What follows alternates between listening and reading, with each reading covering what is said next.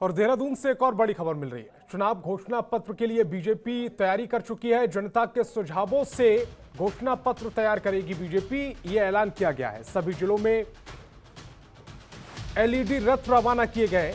12 से 15 जनवरी के बीच सुझाव दिए जाएंगे। सांसद से लेकर विधायक तक सुझाव पीठिका सौंपेंगे। तो बड़ी खबर आपको बता रहे हैं, सभी जिलों में एलईडी रथ रवाना कर दिए गए। 12 से 15 जनवरी के बीच सुझाव दिए जाएंगे, यानी कि इन 3 दिनों में आपको सुझाव देना है। सांसद से लेकर विधायक तक सुझाव पेटिका सौंपेंगे। देहरादून से यह बड़ी खबर मिल रही है। विधानसभा चुनाव को लेकर यह बड़ी खबर। चुनाव घोषणा पत्र के लिए बीजेपी जनता का रुख करेंगी। जनता के सुझावों से घोषणा पत्र तैयार करने की कवायद तेज कर दी गई है। और हमारे bureau chief Surendra Dhaka phone line पर जुड़ गए।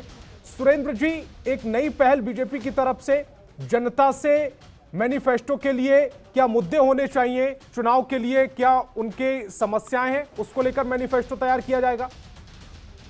देखिए, जिस तरह भारतीय जनता पार्टी ने चुनाव की तैयारी की है तो आप अंदाजा लगा सकते हैं। अब रैलियां 15 जनवरी तक चुनाव आयोग ने रोक के रखी है।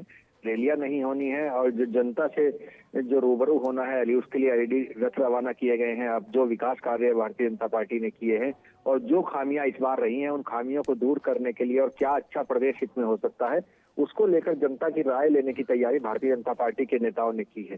तो भारतीय जनता पार्टी जनता से एक संवाद कर रही है और जनता से कुछ लोग मिलेंगे भी। लगातार एक टीम बनाई गई है। 12 से 15 जनवरी तक प्रदेश के सभी जिलों में सुझाव पेटिका को रखा गया है और उन्हें कहा गया है कि जो सुझाव हैं वो इसमें डाल सकते हैं। इसमें सांसद, विधायक और पदाधिकारी, विधानसभा प्रभारी समेत कार्यकर्ता संगठन को जो सुझाव आएंगे उनको तैयार करके और वो संगठन को सौंपेंगे। उसके बाद एक मैनिफेस्टो तैयार करने की बात की जा रही है, चुनावी मैनिफेस्टो।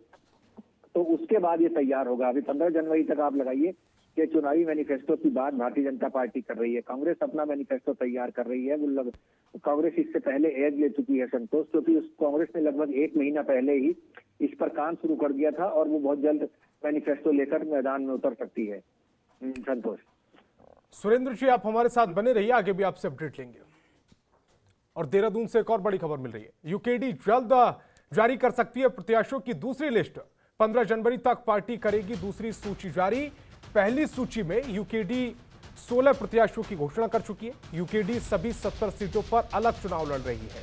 तो 15 जनवरी तक दूसरी सूची यूकेडी की तरफ से आ सकती है। पहली सूची में 16 प्रत्याशियों के नाम की घोषणा हो चुकी है और यूकेडी सभी 70 सीटों पर चुनाव लड़ने की तैयारी में है।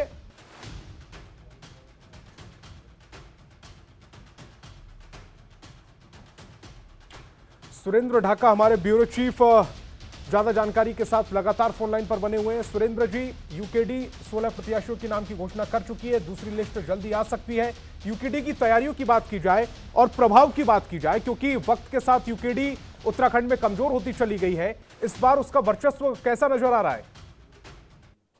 तो सभी कहना जल्दबाजी होगी कि वर्चस्व कैसा नजर आ रहा है, क्योंकि जिस तरह यूकेडी ने जो पहले चुनाव थे उनमें दस्तक दी और उसके बाद वो धरातल पर जाती चली गई है। आप देखेंगे कि जो पिछली बार भी कोई ज्यादा अच्छा बेहतर प्रदर्शन नहीं कर पाई, न लोकसभा में भी न विधानसभा में। ऐसे में आप अंदाजा लगाइए कि अब जो चुनाव होना है उसको लेकर एक काफी हो हल्ला मचा है। लेकिन अभी तक यूकेडी की तरफ से ऐसा कोई प्रदर्शन या शक्ति प्रदर्शन नहीं किया गया देहरादून में या उत्तराखंड की राजनीति में, जिससे अंदाजा लगाया जा सके कि क्या प्रदर्शन कैसा रह सकता है। लेकिन क्षेत्रीय दल है, अपनी उपस्थिति दर्ज कराना चाहता है और लगातार जो राष्ट्रीय पार्टियां हैं उनसे मुकाबला करना उनके लिए कहीं ना कहीं टेढ़ी खीर साबित हो रहा है, क्योंकि संसाधनों का भी अभाव है और जो फाइनेंस है उसका अभाव है। कई दिक्कतें इस क्षेत्रीय पार्टी के सामने हैं और ऐसी संभावनाएं नजर आ रही है कि 70 सीटों का भले ही वो दावा कर रहे हैं, लेकिन 70 सीटों को प्रत्याशी ला पाएंगे, ये भी एक बड़ी बात देखने को मिलेगी। संतोष, नेतृत्व की साफ कमी नजर आ रही है यूकेडी में। सुरेंद्र जी, आप हमारे साथ जुड़े, आपका बहुत बहुत शुक्रिया। खबरों के निष्पक्ष विश्लेषण के लिए सब्सक्राइब करें Janatantra TV and press the bell icon. Never miss any update.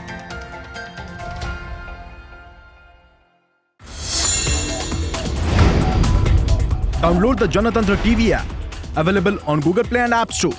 Download it now.